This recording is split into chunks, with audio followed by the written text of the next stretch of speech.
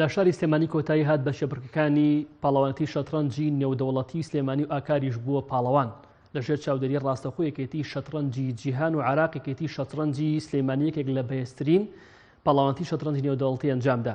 لە پاڵەوانتەکەدا نزیکەی 50 یاریزان بەشدار بوون کە سوی یاریزانیان لەسەر ئاستی گیان پلەبەندیان هەیە.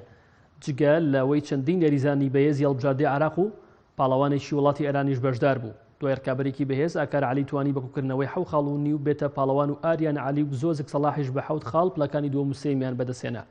پلەی چوارەمیش بە ئارێ سابیر بە 6 خاڵ و نیو نەمیر نور و حسێنی ڕۆستەم بە 6 خاڵ پلەکانی پێنجەم و شەمیان بەدەستێنا و لە کۆتاییشدا خەڵاتی دارایی بەسەر یاریزانی سەرکەوتوودا دابەشکرا. بەدڵنیایی ئەم پاڵەوانێتە لە چاو پاڵەوانێتەکانی عێراق زۆری فەرقە لەبەرەوەی ئەم پاڵەوانێتە پێگاتە بوو لە نیوە زیاتری هەڵبژاردەی عێراق و زائیدەن زۆربەی باشترین یاریزانەکانی عێراق و چەند یاریزانێکی باشیش لە دەرەوەی عێراق هاتبوو. بۆیە پاڵەوانێتێکی زۆر بەهێز بوو کە تا ئاخیر جەولەش یەکلایی نەبوو کە کێ یەکەمە بێ. لە شەترەنجان بێت چاوەڕوانی بردنەوە دۆڕاندنیش بکەی. ڕاستە بەپێی تەقیمی نێودەوڵەتی یان بەپێی هەندێک پێوەەر من باشتر بووم باشترینم، بەڵام ئەوەش نابێتە هۆکاریوی کە من بڵم 100% ئەبێ ئەتوانم پاڵەوانتێکە بەرم.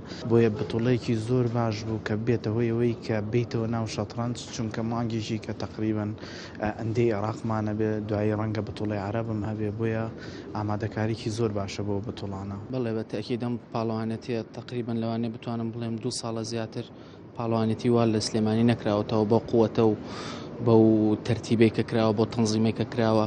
یاریزان لە دەرەوەی وڵات هاتووە لە شارەکان لە محافەزەکانی بەغاوە لە بەسرەوە لە مووسڵەوە هاتوون.